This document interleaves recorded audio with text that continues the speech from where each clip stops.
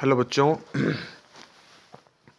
Question of English grammar chapter का next part हम समझने की कोशिश करते हैं। जो हमने फर्स्ट पेज समझ लिया था उससे हम आगे बढ़ते हैं। तो क्या होता है कि बहुत शरारती वो विलियम था और वो अपनी बहन के पास जाता है, भाई के पास जाता है, बट कोई उसको अपने पास बिठाता नहीं है। तो वो जीवन का एक और कटु सत्य भी वो अपने देख लेता है। तो वो और ज़्यादा मतलब हीन भावना से ग्रस्त होकर, क्रोध में आकर, गुस्से में आकर वो अपनी माँ के पास वापस जाता है किचन में। और उसकी माँ काम करती रहती है और तब भी बारिश हो ही रही थी उस समय भी। It was still raining. अब यहाँ से चीज़ें शुरू होती है। नेक्स्ट पार्ट को समझिए बड़ी दिलचस्पी से। वाई, वो कहता है क्यों क्यों। ही सेड पैथिकली, बहुत मतलब कि उतावला होके और बड़ा ही अजीब तरीके से वो बोलता है। Have they got friends in and not me. उनके पास अपने अपने दोस्त हैं पर मेरे लिए टाइम नहीं है और मैं नहीं हूँ। I suppose you didn't think of asking anyone, she said calmly. तो उसकी मम्मी बहुत ही प्यार से कहती है, तुम्हें किसी से कुछ पूछना भी नहीं चाहिए कि कोई तुम्हारे साथ रहे या खेले या तुम्हारे साथ समय बिताए। मतलब तुम अपना काम खुद करो। Well, can I have someone now. अब वो कहता है क्या मेरे लिए कोई तो होगा जिससे मैं बातें कर सकूं, खेलूं, कुछ भी। घर में माता पिता बहन कोई तो मुझे टाइम दे। सब अपने अपने कामों में बिजी हैं, कहने का ये मतलब होता है। No it's too late said Miss Miss Miss Bones. तो कहती है ना, बहुत देर हो चुकी। Rising her head from the butcher's book and murmuring. अपना जो जो सर है वो अपनी किताब से ऊपर उठाती हैं और बड़बड़ाती हुई कहती हैं, बहुत देर हो चुकी। बुचर्स बुक का मतलब होता है कसाई की किताब। इट मीन्स आप ये समझ लीजिए कसाई ना होके मतलब उस किताब में कुछ ऐसी रेसिपीज होंगी लिखी हुई जिसमें मटन चिकन वगैरह ये जो भी चीज़ें बनाई जाती है उसका तरीका लिखा होता है। तो murmuring 10 and 11 pence to herself, वो कुछ 10 11 12 ऐसा कुछ बड़बड़ाती हुई आगे बढ़ गई। Well, when can I. तो बताइए मेरे लिए किसी के पास समय कब होगा। अब वो पूछता है। शी रेज्ड हैर्स्ड फेस। वो अपना चेहरा, गुस्से वाला चेहरा ऊपर उठाती है, उसको देखती है अपनी किताब में से। Oh, go and ask your father. उसको भगा देती, जाओ अपने पापा से पूछो। William went out. विलियम वहाँ से चला जाता है। He return to the dining room. वो अपने डाइनिंग रूम में आ जाता है जहाँ पर भोजन वगैरह खाते हैं। Where is father was still reading a paper. जहाँ पर उसके पिताजी पेपर पढ़ रहे थे, समाचार पत्र।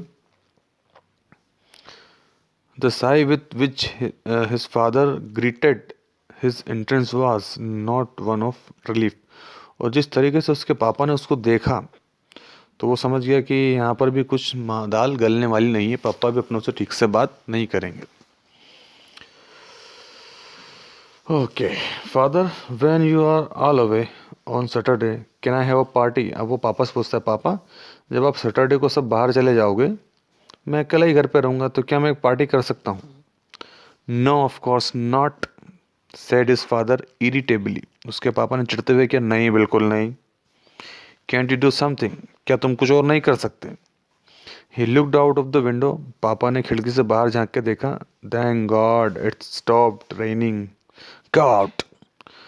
वो बाहर झांकता है खिड़की में से तो उसको लगता है कि हाँ बारिश रुक गई है। तो कहता है भगवान का शुक्र है बारिश रुक गई है, चल भाग यहाँ से। उसको भगा देता है पापा भी। William went out. विलियम वहाँ से भी बाहर चला जाता है। William's spirits rose but he could not shake off the idea of the party. उसकी जो भावना है वो बिल्कुल प्रबल होती गई पार्टी उस पार्टी की। But he could not shake off the idea, पर वो जो मन में पार्टी का आइडिया है वो उससे दिमाग से निकल नहीं रहा था। वो सोच रहा था कि सब मना करे तो ना करूं, पर उसकी इच्छा और प्रबल होती गई। He let the matter rest for the present. और उसने सारा जो चीज़ें थी वो अभी तक के लिए छोड़ दी कि जब पापा मम्मी ये सब चले जाएंगे तब की तब देखेंगे। He spend most of the time grammar classes in school next morning considering it. अगला दिन उसने सारी अ, जो है अपनी इंग्लिश ग्रामर क्लास में बिताया। There There was a great deal to be said for the party in the absence of one's parents. क्योंकि उसको वहाँ क्लास में जाना ही था, क्योंकि वहाँ इतने सारे दोस्तों से पार्टी के बारे में उसको चर्चाएं करना थी। मम्मी पापा तो होंगे ही नहीं। यहाँ पर grown up brothers and sisters, मतलब उसके जितने भी दोस्त थे वो भाई बहनों की तरह ही थे। He'd like to ask George, उसको जॉर्ज से पूछना था, एंड जिंजर से भी पूछना था, and Henry and Douglas, Henry और डगलस से भी पूछना था, एंड हीप्स ऑफ देम, और बहुत सारे दोस्तों से। He'd like to ask them all, वो उन सबसे पूछना चाहता था पार्टी करें क्या। They were the whole class, वो पूरी क्लास ही थी। 13 नंबर, पूरी 30 बच्चों की class. What have I just been saying, William? Miss James asked.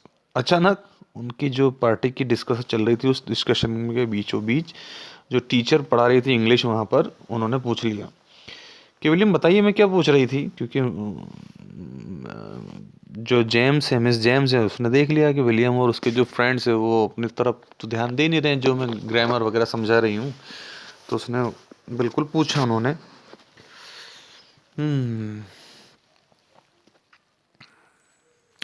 William side, William ने सांस ली पहले तो।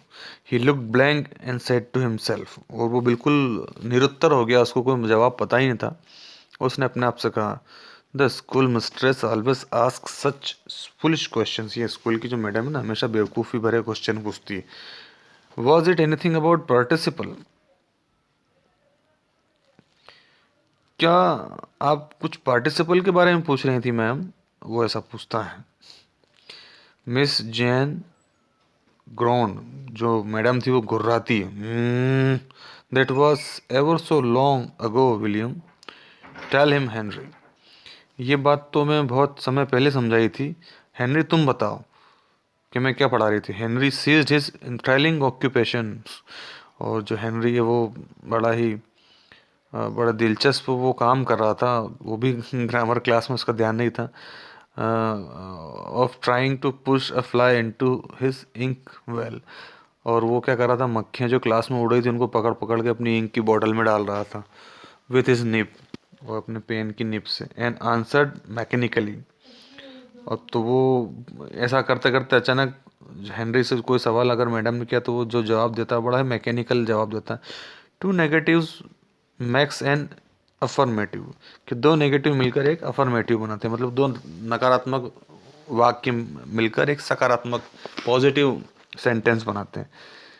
Yes say that Williams, William ने कहता हाँ हाँ मैडम हाँ। William repeated it without betraying an great interest in the fact, और जो विलियम जो था उसने वही सारी चीज़ें two negative max and affirmative दोहरा दी बिना पूरी सच्चाई को जाने।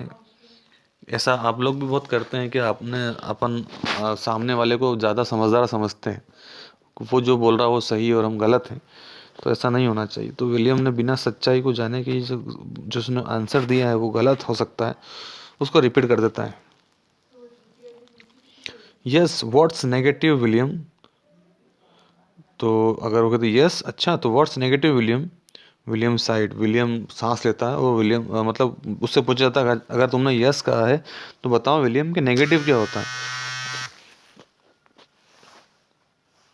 तो विलियम सांस लेता है। Something about photographer,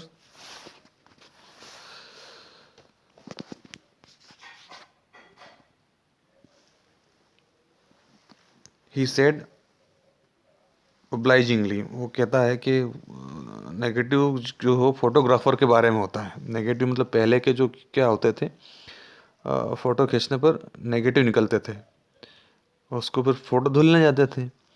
no snap Miss John, Miss John उसको एक थोड़ा हल्का सा थप्पड़ मारती, नहीं ऐसा नहीं है, it's no and not an affirmative is yes, ये भी गलत है और अफर्मेटिव जो आंसर है वो भी गलत है, मतलब दोनों ही गलत है। Oh said William politely, William प्यार से कहता है, so two noes and not means yes if they are in the same sentence. तो कहता है दो नो और नॉट मिलकर यस बनाते हैं जब वो एक ही वाक्य में आ जाते हैं। इफ़ यू सेड, आपने कहा there is not know money in the box, you mean there is yes. तो कहता है अगर आप कह रही हैं कि बॉक्स में कोई पैसा नहीं है मतलब उसमें पैसा है, said Miss Jones. William again said oh there is, then he seemed suddenly to become intelligent. तो फिर वो अचानक से जो विलियम है इंटेलिजेंट बन जाता है। तो वो मिस जॉन्स से ही पूछता, there is not know money in the box, you mean there is, कि मतलब अगर बॉक्स में पैसा नहीं है तो उसमें पैसा आ जाएगा, तुम्हारा कहने का ये मतलब है। तो जो टीचर ने उससे पूछा तो विलियम के पास उसका भी कोई जवाब नहीं होता है। तो बच्चों इस चैप्टर को भी हम यहीं ख़त्म करते हैं। सॉरी मतलब इसका इस पार्ट को ही ख़त्म करते हैं। कल वाले वीडियो में उसके अगले पार्ट को समझेंगे। Okay, bye.